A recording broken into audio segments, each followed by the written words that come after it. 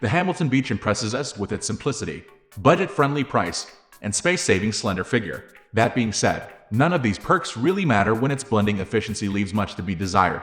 After a course of testing, we found the low-power motor, 175 watts, to be insufficient to entirely break down solid ingredients like grains, frozen foods, raw nuts, and dried fruits. If you just want a tool for simple combinations of soft ingredients, this blender is fine for the price. Just be aware that its overall build quality comes substandard in exchange for the cheapness, so it won't be sturdy enough to resist rocking on your counter while you're blending. If you live by yourself with a tiny kitchen where space is at a premium for a full-sized countertop blender, the compact footprint of a personal model, like the Hamilton Beach, could be the optimal solution for your culinary experimentation. The Hamilton Beach is a low-range personal blender with a capacity of 14 ounces. On paper, it is designed to deliver the most nutrient-dense treats possible by extracting plant foods into smooth liquid form.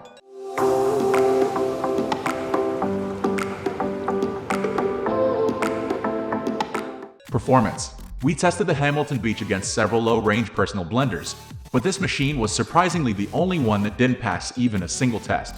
With its weak motor and small blending blade, it failed to blend the foods completely, resulting in grainy, rough mixtures. Protein shake. In this test, the Hamilton Beach took 3 minutes 45 seconds to yield a portion of protein shake, which is far longer than average.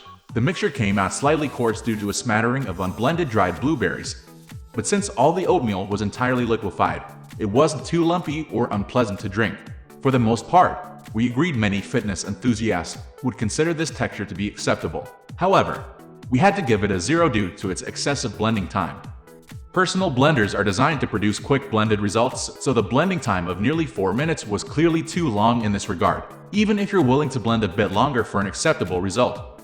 Running this blender in excess of 3 minutes will cause its motor to overheat, thus impairing its longevity. Frozen fruit smoothie.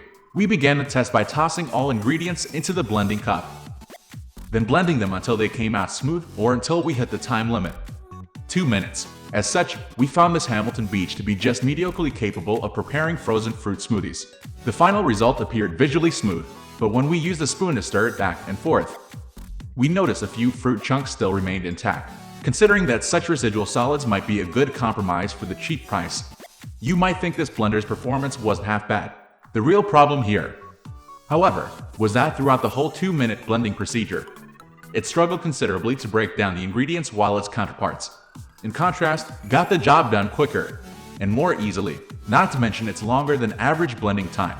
Fibrous greens. After blending all the leafy greens with water in 20 seconds, our time limit for this test, we drained the liquid through a mesh strainer and disappointingly ended up with a considerable amount of pulp. Not only that, but we also noticed the pulp was very coarse. This suggested that the extraction ability of this blender is too weak to help you eat the most nutrients and flavor out of your veggies. Actually, the mixture would have had a finer consistency if we had blended it for longer. But this didn't matter nor was worth the labor, since we have already found several other models that can produce perfect high fiber extractions, namely the Ninja Fit.